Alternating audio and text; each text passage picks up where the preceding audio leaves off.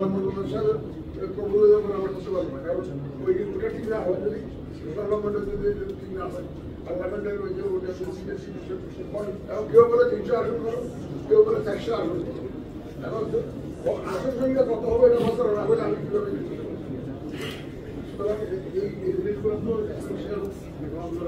আমরা কি বলতে পারি ইলেকশন রিলেটেড এসেনশিয়াল রিফর্মের পরে আপনার ইলেকশন রিলেটেড এসেনশিয়াল রিফর্মগুলো বললে তারপরে স্যার, আপনি আপনার বক্তব্যে বলছিলেন যে আপনারা একতরফা নির্বাচনে বিশ্বাসী হবেন না। তো সেক্ষেত্রে বিগত সরকার ক্ষমতাচ্যুত আওয়ামী লীগ তারাও কিন্তু স্যার একতরফা নির্বাচন করে প্রশ্ন হয়েছে এবং তাদেরকে চলে যেতে হয়েছে। তো স্যার, বাংলাদেশে নিবন্ধিত রাজনৈতিক দল প্রায় 50টির মতো, কিন্তু বর্তমানে অন্তর্বর্তী সরকারের সঙ্গে আলোচনায় মাত্র 10 থেকে 15টি নিবন্ধিত দল জায়গা পাচ্ছে এবং তাদের সাথে সংলাপের প্রক্রিয়া চলছে।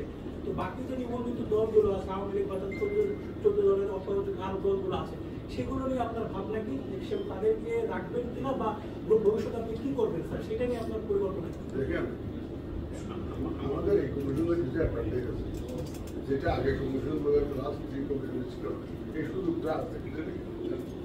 ওই যে চাপের একটা কথা বলছেন, সরকারি যেহেতু সরকারি কোনো দল নাই, সিভেট ব্যাচের কোনো নিজস্ব পলিটিক্যাল এজেন্ডা নেই, তো কোনো চাপ নাই।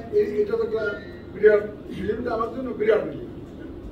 আর দ্বিতীয় যেটা হচ্ছে, রাজনৈতিক দলগুলো তো 15 বছর ধরে বলতেছে আমরা মানুষের ভোটের অধিকার চাই, আমরা ফ্রি ফেয়ার ইলেকশন চাই, তোমরা আমাদেরকে ইলেকশন করতে দাও। এই যুদ্ধ করতেছে তো 15 বছর ধরে, তারা তো জাতির কাছেও কথা বলতো।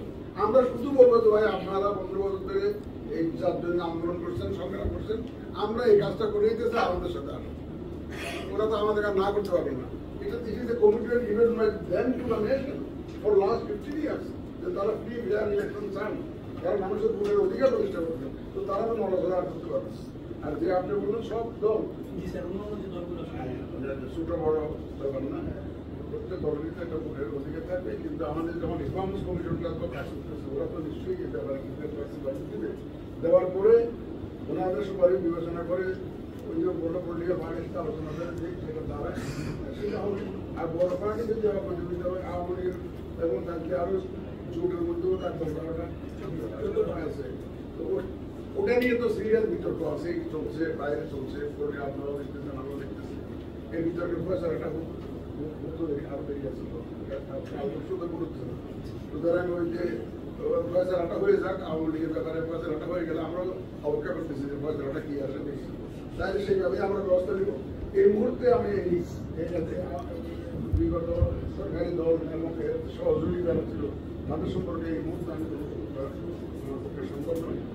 এটা জাতিগত জাতীয় মধ্যে একটা ফয়সালা ব্যবস্থা সময় আসলে আপনারা দেখবেন।